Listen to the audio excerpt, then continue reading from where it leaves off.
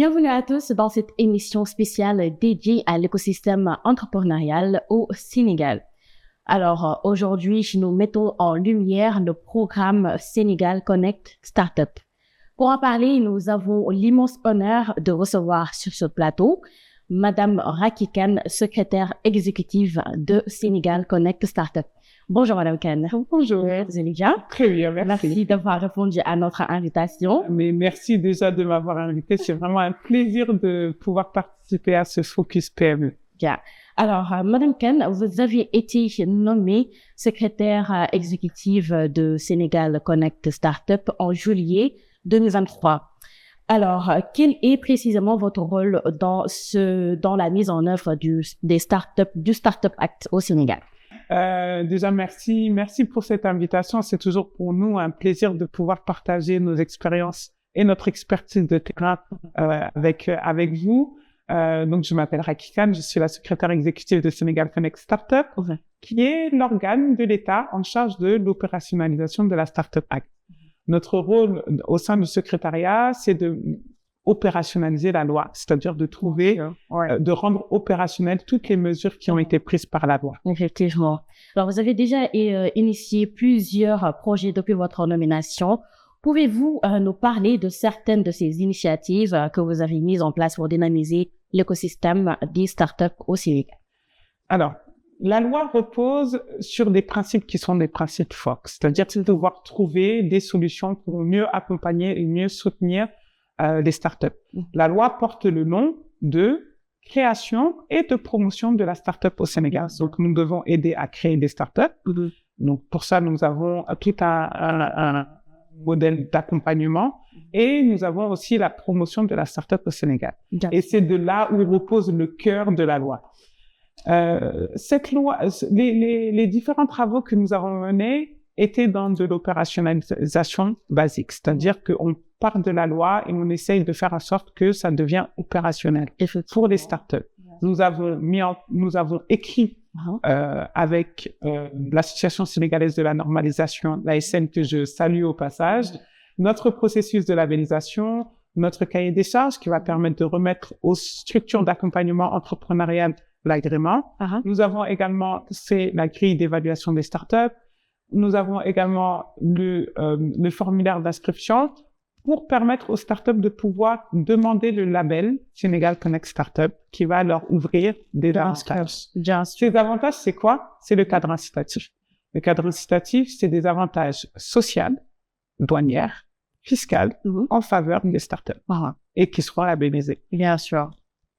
Merci pour cette explication. Alors, en parlant de définition, pourquoi a-t-il été jugé si important d'uniformiser la définition de la start-up au Sénégal? Parce que chaque pays a sa propre définition de start-up. Au Sénégal, il était important d'avoir une définition qui réponde aux besoins et aux attentes de l'écosystème. Et c'est sûr. Déjà, il faut savoir que cette loi est issue de l'écosystème. Bien sûr. Elle a été voté en décembre 2019 à l'Assemblée nationale. Les décrets d'application ont été mis en place en décembre 2021.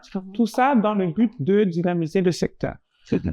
La définition de la start-up au Sénégal, c'est une jeune entreprise innovante à fort potentiel de croissance qui est sur un modèle économique disruptif, c'est-à-dire que toute son économie repose uniquement sur son idée et qui a moins de micro.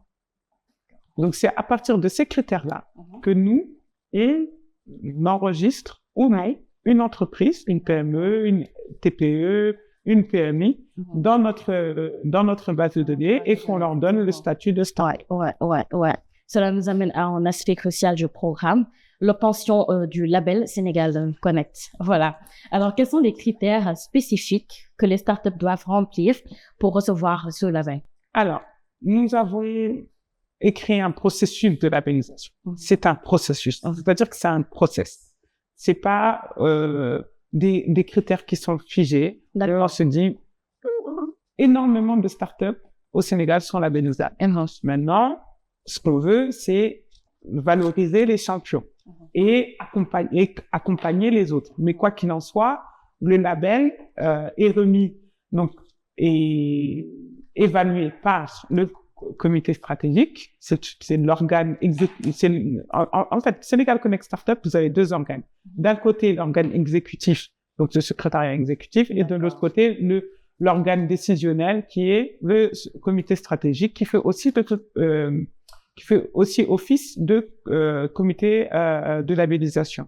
Donc c'est ce comité-là qui se réunit à travers la plateforme et qui décide si la startup mérite d'avoir le droit du label en fonction de deux critères qui sont définis. Mais c'est des critères qui ne sont pas encore homologués par décret du président. C'est une directive de la loi. Donc, je ne peux pas, malheureusement, pour l'instant, parler des critères de labellisation puisqu'on est en plein homologation. Une fois que le président de la République, son Excellence, Monsieur Bassirou Diomaye Diakhar Faye, aura décrété le référentiel label, à ce moment-là, saura sa valeur institutionnelle et on pourra vous décrire quels seront les critères de labellisation pour chaque entreprise. D'accord. Ah bon, on va attendre. Avec l'impatience. On va attendre. C'est en cours, hein. Ouais. On a déjà écrit. On compte la semaine prochaine déposer le référentiel label à notre ministre pour le portage institutionnel. On a fait toutes les démarches liées afin que le décret soit entrepris, en tout cas analysé par les autres organes étatiques, mais ça prend du temps. Donc, le président de la République, c'est à sa discrétion. Il peut avoir d'autres critères auxquels nous n'avons pas pensé, et ce n'est pas que le président. Quand on envoie un projet de décret en analyse, c'est toute institution gouvernementale qui est concernée de près ou de loin par le décret. Tout le monde va apporter ses inputs, ce qui va faire qu'on va avoir un processus qui répond à tout le monde. Parce que le processus a été coécrit avec l'écosystème. On va vous suivre, hein. Il faut. Afin de suivre l'avancement, hein. Alors, en regardant vers l'avenir, quelles sont vos priorités pour les mois à venir, en particulier en ce qui concerne la labellisation? Alors, moi, mon objectif premier, c'est de labelliser les 50 premières startups au premier trimestre 2025. Donc, moi, j'avais dit dernier trimestre 2024, mais bon, on a eu un calendrier électoral qui nous a... surtout. Voilà, il y a eu des élections, il connaissait les gens, en tout cas, le ministre, Monsieur Aliou Sall nous accompagne, nous soutient dans nos initiatives et nous donne des directives claires. Et nous aussi, il attend de pied ferme la labellisation. Donc, on est sur la même longueur d'onde, ce qui fait que nous, on peut poursuivre nos travaux. En dehors de ça, il fallait aussi attendre de voir l'alignement avec la stratégie numérique. Monsieur le ministre est arrivé, a mis en place une nouvelle vision. Nous attendons que la nouvelle vision soit déclinée par le ministère avant et voir l'alignement avec notre labellisation. Je préfère dire aujourd'hui premier trimestre 2025 pour les premières startups labellisées. Après, il y a d'autres activités qui sont importantes, notamment la plateforme. J'allais venir. Ça concerne la plateforme. Oui, la plateforme. Donc là, on a fait le kick-off pour la création de la plateforme. D'accord. Donc c'est l'entreprise Bamtou qui est une startup de la place. D'accord. Qui s'occupe de réaliser notre plateforme. Pour nous, c'était important de pouvoir travailler avec une startup. Bien sûr, on est censé montrer l'exemple. Bien sûr. Voilà. Donc, c'est Bamtou qui a remporté le marché. C'est un marché qui a été fait de manière transparente. Je tiens aussi à remercier au passage l'équipe de Ibacid, qui est composée de Enabel et d'Expertise France, qui nous accompagne dans la mise en place et la mise en œuvre de notre plateforme. Cette plateforme c'est un portail. C'est-à-dire que vous allez retrouver toutes les informations concernant les startups du Sénégal. Que ce soit la DPME, que ce soit la DGID, que ce soit les douanes, les informations douanières, que ce soit même la cartographie de la startup, vous pourrez les retrouver sur notre plateforme. Bien. Alors, venons-en à la Startup Act, qui est un pilier important de ce programme. Alors, quels sont les principaux avantages fiscaux prévus pour encourager l'implantation et le développement des startups? Alors, la loi prévoit plusieurs incitations fiscales comme douanières, comme sociales. mais il faut aussi prendre en compte la réalité du terrain. Uh-huh. On ne peut pas, à travers une loi, dire à nos collègues des finances ou de la douane, la loi est là et il va falloir l'appliquer. Non, c'est pas comme ça que ça se passe. Du tout. Nous avons des codes qu'il faut respecter. Uh-huh. C'est-à-dire qu'on a le code d'investissement, on a le code général des impôts et on a les lois de finances. Uh-huh. Nous, le travail qu'on a fait, c'est plutôt un travail collaboratif avec toutes les parties prenantes. C'est-à-dire qu'on a tenu 4 ateliers concernant le cadre incitatif pour mettre tout le monde autour de la table et dire, voilà, on recense les besoins des startups, Uh-huh. on analyse avec les coûts et les opportunités pour l'État, parce que l'État, il fonctionne grâce aux impôts. Ouais. Quand on lui dit, il faut pas que ces entreprises-là ne vont pas payer d'impôts, ne vont pas payer de douane, ne vont pas payer des charges sociales, il va falloir dire à l'État que tu vas pouvoir récupérer autrement. Donc, il a fallu mener des études et se mettre d'accord sur un premier cadre incitatif, qui est le premier, qui va être évolutif. C'est ça. On s'est mis d'accord sur un premier cadre, qu'on est en train de coécrire pour qu'il puisse apparaître dans les différents codes que j'ai cités auparavant. Bien sûr. Et à la suite de ça, Uh-huh. on verra après analyse des premières startups labellisées, qu'est-ce que ça donne pour aller vers un cadre plus poussé, peut-être, ou moins poussé, en fonction des résultats. Bien sûr. Alors, pour revenir sur les avantages fiscaux, quels sont les principaux avantages qui sont prévus pour encourager l'implantation et le développement des startups? Alors, nous, sur le premier cadre incitatif, on a vraiment appuyé sur la TVA, D'accord. qui est quand même un point important pour les start-upers. Uh-huh. Donc, il y a les impôts directs et les impôts indirects. Donc, sur ces 2 volets-là, on a essayé de trouver un scénario qui puisse vraiment apporter des bénéfices aux start-upers. On a aussi travaillé le domaine social, c'est-à-dire tout ce qui est impôts liés à l'emploi, à l'embauche, trouver créer un code dans le code du travail, le volet start-up, Uh-huh. avec par rapport au contrat de travail, par rapport à voilà, c'est tout un package. Ce n'est pas qu'une incitation. Oui, on aimerait que les startups soient complètement défiscalisées, mais pour le moment, on préfère travailler de manière intelligente avec les autres organes de l'État, demander des pourcentages avant d'aller vers une défiscalisation Complète, effectivement. Alors, en ce qui concerne les incubateurs partenaires, comment sont-ils sélectionnés et quel rôle jouent-ils vraiment auprès de ces startups? Alors, pour moi, les incubateurs, les accélérateurs, les structures d'accompagnement entrepreneurial ont un rôle central dans l'écosystème. Bien sûr. Parce que c'est ces incubateurs qui permettent de dynamiser leur écosystème. Maintenant, aujourd'hui, il y a un agrément qui sera remis aux structures d'accompagnement entrepreneurial et afin de vraiment les faire émerger avant que les startups labellisées arrivent, le process d'agrément est beaucoup plus court et beaucoup moins drastique. Même si, et ça ouvre pareil à des avantages, surtout en matière de soutien et de fonds, et de financement. Donc, nous, là où on compte beaucoup sur les incubateurs et les accélérateurs, c'est surtout sur la partie territorialisation. Qu'un jeune vienne de Bombay, de Fouta, de Ziguinchor ou de Dakar, il doit avoir les mêmes chances de réussite en fonction de notre territoire national. Donc là, l'idée, c'est de travailler avec ces incubateurs en leur apportant l'agrément Sénégal Connect Startup pour qu'ils puissent travailler la territorialisation et qu'ils puissent continuer ce qu'ils font très bien.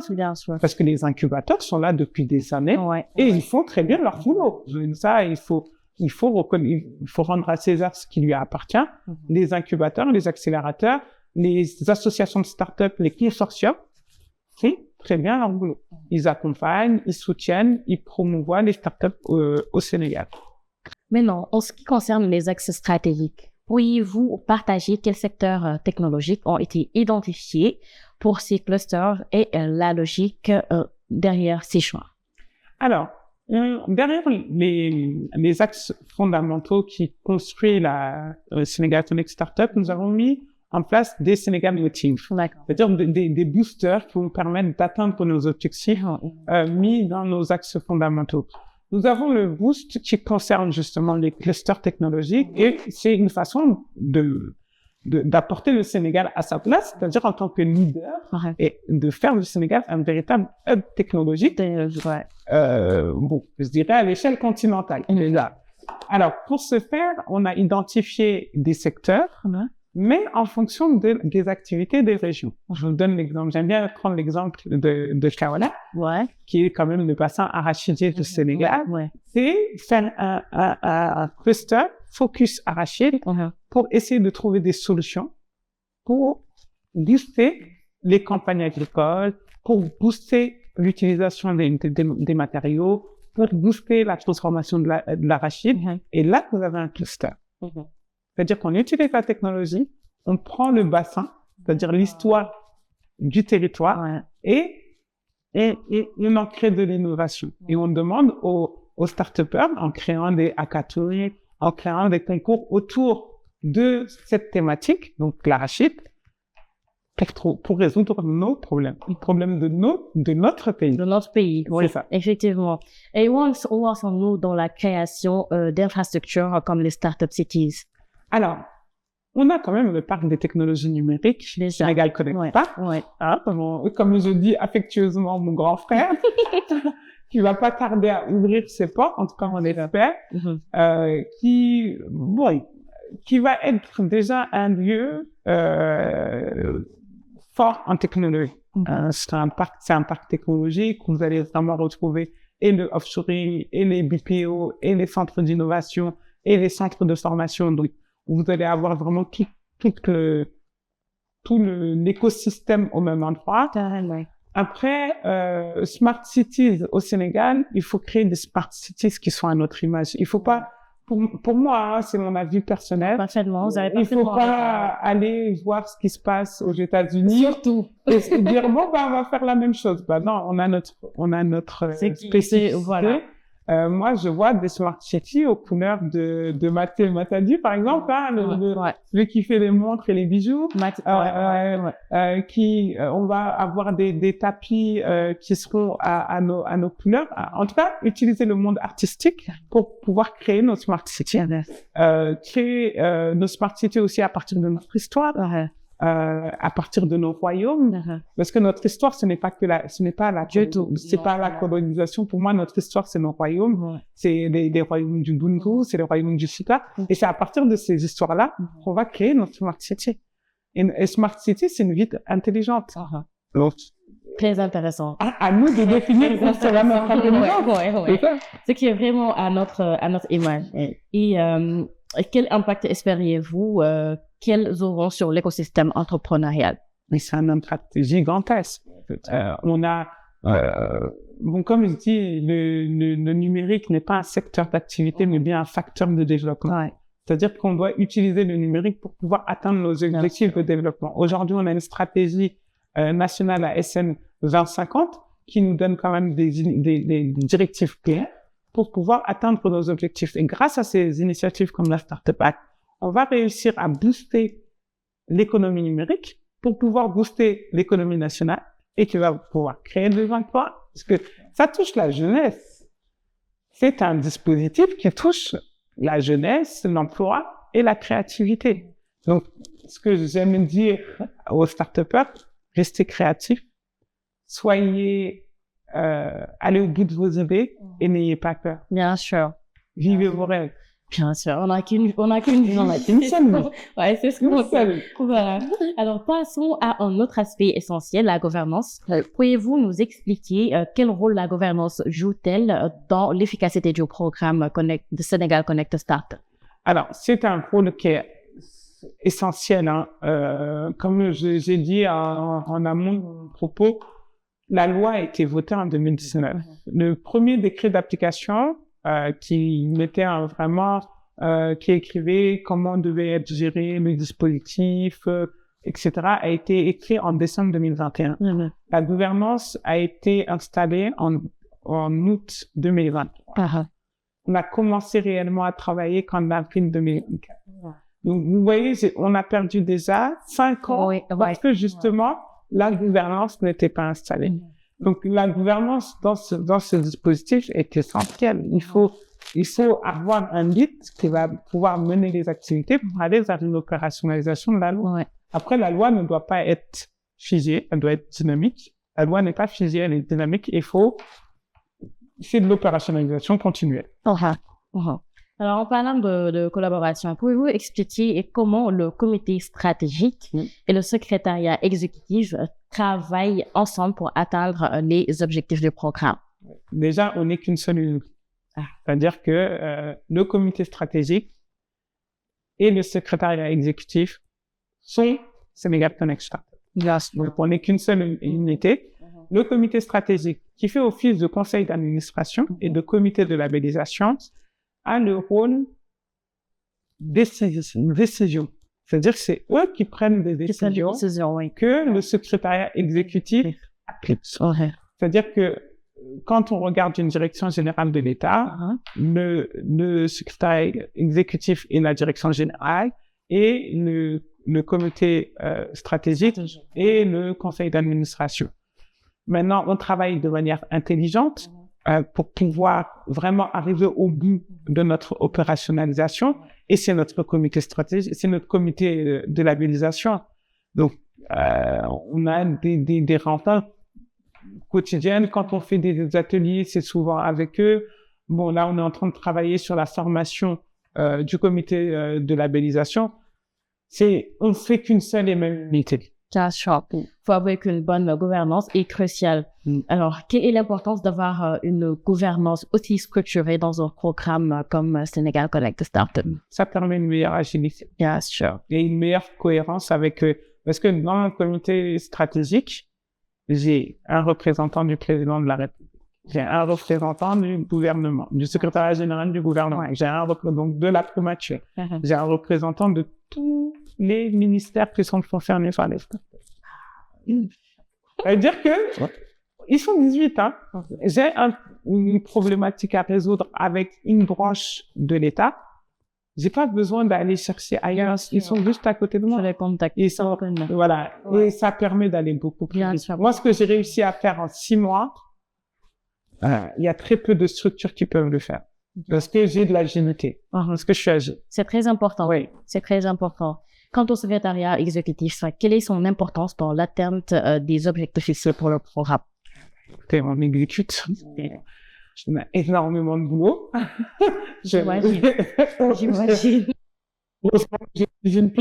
Bien sûr. Mais on exécute, c'est-à-dire que nous, on a des objectifs clairs et on se les fixe. On s'occupe de toute la partie communication, on s'occupe de toute la partie partenariat, toute la partie projet, toute la partie labellisation. On met en œuvre, on s'occupe de la plateforme à travers la DSI, on s'occupe de tout ce qui est audit, suivi, évaluation des startups. On s'occupe de la en même temps, hein? Ah oui, c'est beaucoup de choses en même temps. Et tout en même temps, on est une autorité administrative de l'État.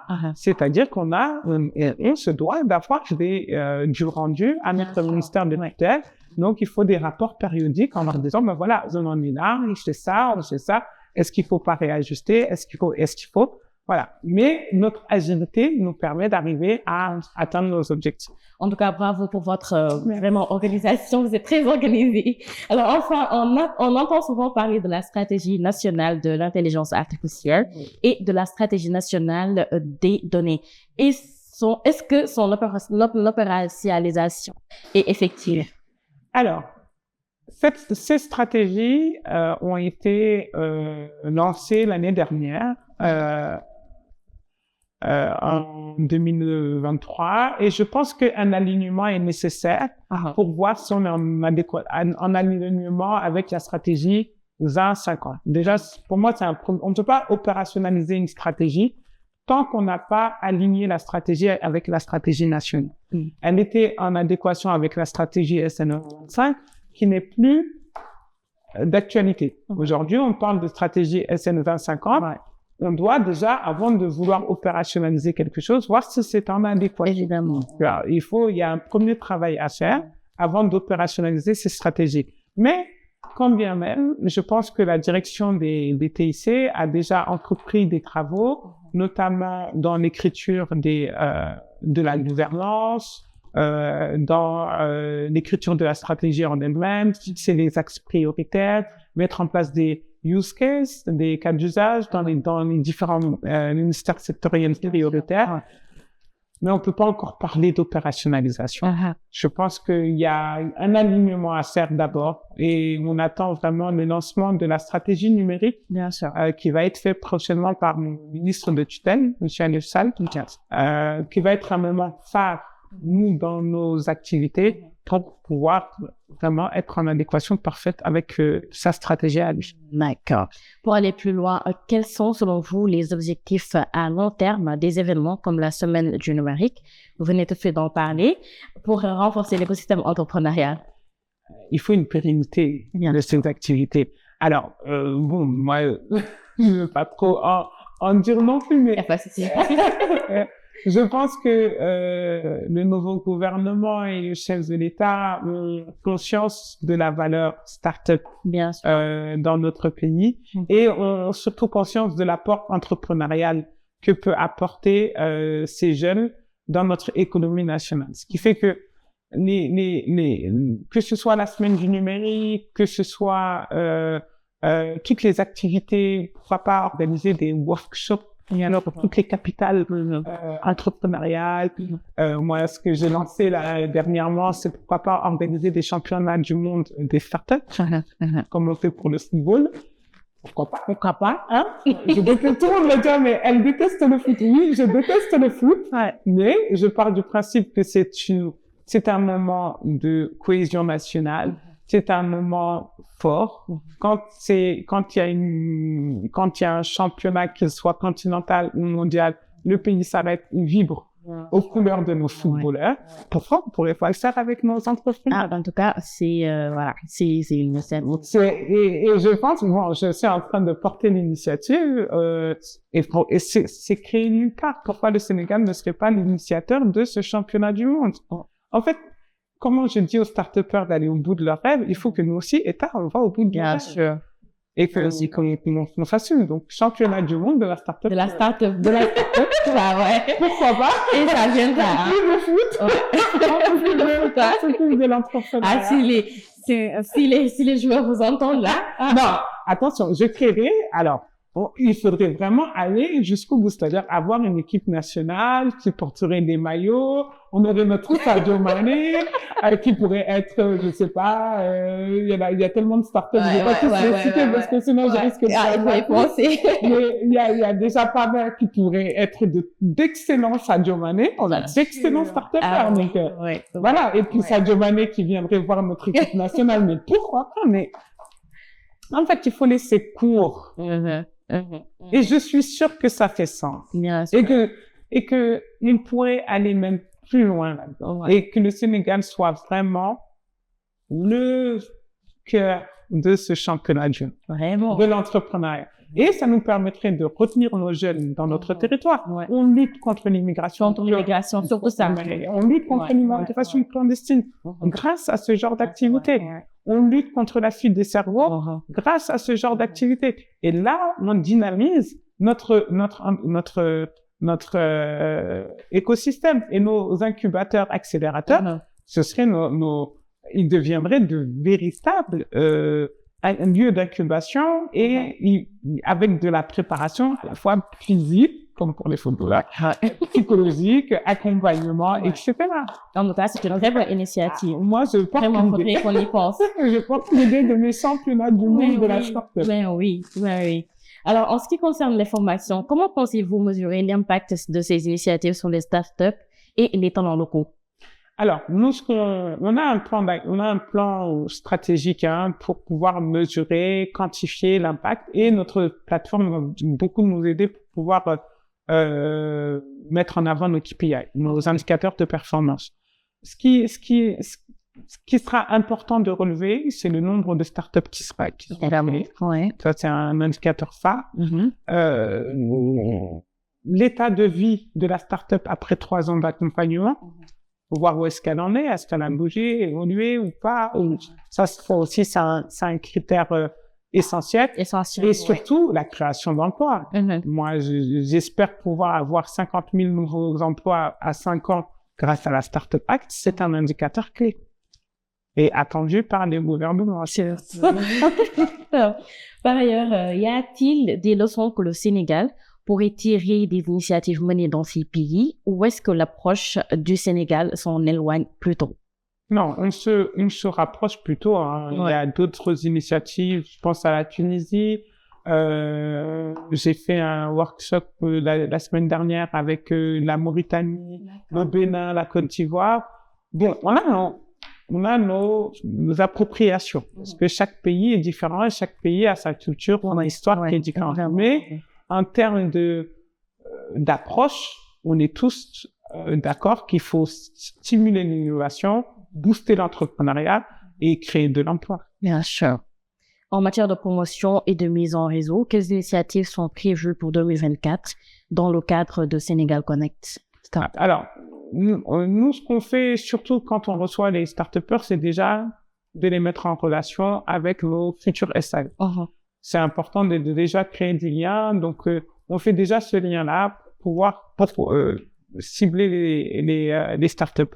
Ce qu'on fait également, c'est qu'on cartographie. On a lancé des questionnaires pour permettre aux startups de pouvoir se décrire. Se décrire. Voilà. Ouais. Après, on a différents programmes d'accompagnement qui sont menés par Monsieur Ndiaye, qui est le directeur des partenariats, projets et labels, pour pouvoir accompagner les startups, accompagner les SAE et vraiment avoir même les startups qui ne seront pas labellisées seront accompagnées. Bien sûr. En tout cas, c'est vers ça qu'on C'est motivant. Oui. Ouais, c'est très motivant. Et comment ces initiatives se distinguent-elles des événements organisés par la Côte d'Ivoire et le Bénin? Elles se distinguent parce qu'elles sont singulières. On n'est pas là à faire la course avec le Bénin et la Côte d'Ivoire. On est là pour dire que le Sénégal est présent. Le Sénégal géographiquement est un hub. On veut prendre notre place quand se doit. Maintenant, organisons-nous de manière intelligente. Il y a des initiatives qui doivent être continentales, il y a des initiatives qui doivent être propres au pays.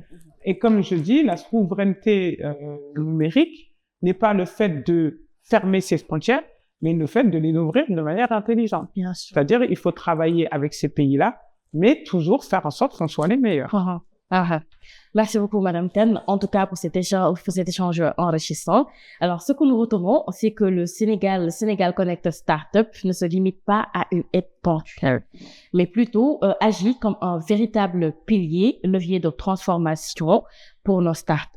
C'est ça. Alors, vous avez un dernier mot pour les jeunes entrepreneurs qui hésitent encore à se lancer?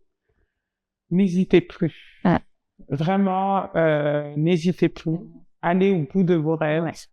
Ne soyez pas attirés par l'étranger. Il n'y a pas grand-chose là-bas. Restez au Sénégal. Aidons-nous à développer notre pays. Faisons en sorte que notre pays devienne un véritable pays du numérique. Et ça, on pourra le faire qu'ensemble. Très important. Restez au Sénégal.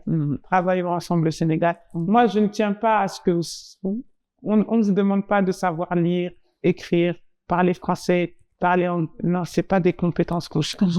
Nous, ce qu'on cherche, c'est vos idées. C'est ce que vous avez dans la tête. Il n'y a pas de mauvaises idées du tout. Il faut y aller, foncez. Et on est là pour vous accompagner. Bien sûr. Et voilà, mesdames et messieurs, nous arrivons à la fin de notre émission.